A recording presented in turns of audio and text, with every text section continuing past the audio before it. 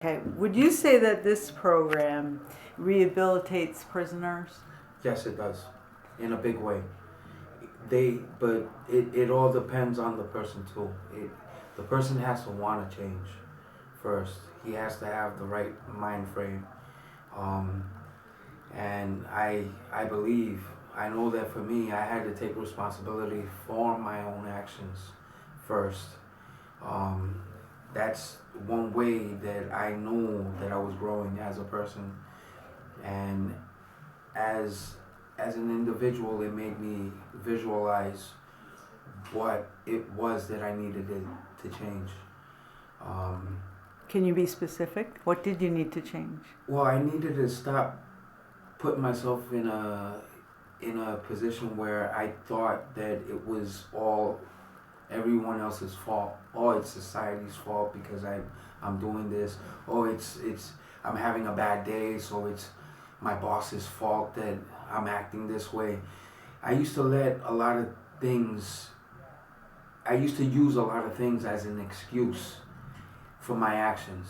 And in all actuality, no one can dictate anyone else's actions but your own. You know what I mean? So, with that being said, I thought that I was a product of my own environment, so I figured it was okay for me to do that. I was very ignorant at that age, and I was very self-absorbed. I was a person that was a little naive as well, because I let myself go with the flow, as they would say. It's harder to go against the grain, and it's easy to go with the flow. But I'd You rather go against it. do you mean that the people around you were selling drugs too? Yes, I used to hang out with a few guys that used to sell drugs as well. They were into the nightlife as well. I used to, my schedule was like going in, at like 10 o'clock at night to a club and staying there till it closed and just sell drugs either outside or inside. And then by the time I got home and went to sleep during the day and worked that night, supposedly worked that night. I was a night owl, and you know, it's not life. It really isn't, because you there's so many factors to it. You gotta watch your back from other people. You gotta watch yourself from getting robbed. You gotta watch also the cops, because if they're investigating you for a reason. Um, Did you carry a gun? yes, I did. I was also charged with one as well. Did you ever hurt anybody? No, So thankfully, I never did. You know what I mean? I did have a gun at that time, but it wasn't loaded. You know what I mean? I only kept it primarily because I was in fear of getting hurt myself. You know what I mean? the reason I asked about the gun was because I worried a little bit about the dogs, like if they're around people with a violent history, Right. are they vetted first? No, the thing about the program is that they checked in to all of that. If you had a violent past, like if you've actually hurt someone, they wouldn't put you in.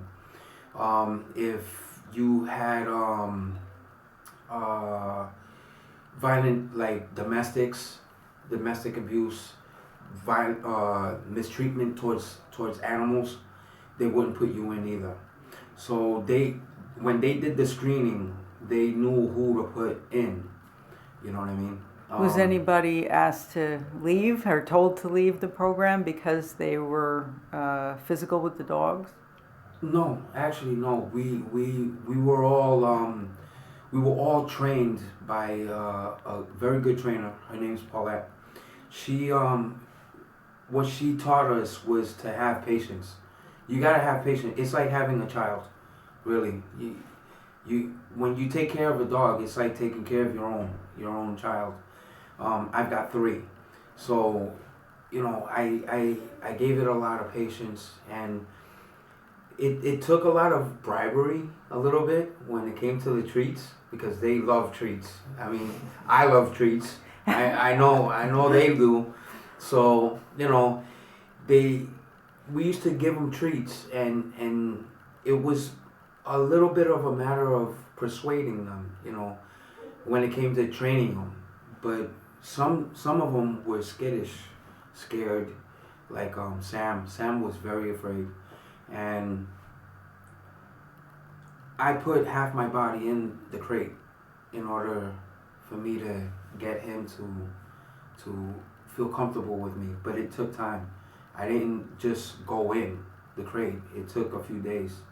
I would get close. He'd growl. I'd wait, give it time, walk away or whatever. Do whatever it is I was doing, but I'd still talk to him. Like, hey, buddy, don't worry about it. I got you. Um, They feel a loneliness. yes, and trust me, I know that more than anybody. It prison is a lonely place. It really is. You don't know when you're gonna get the next visit. You don't know when you're gonna get the next the next letter.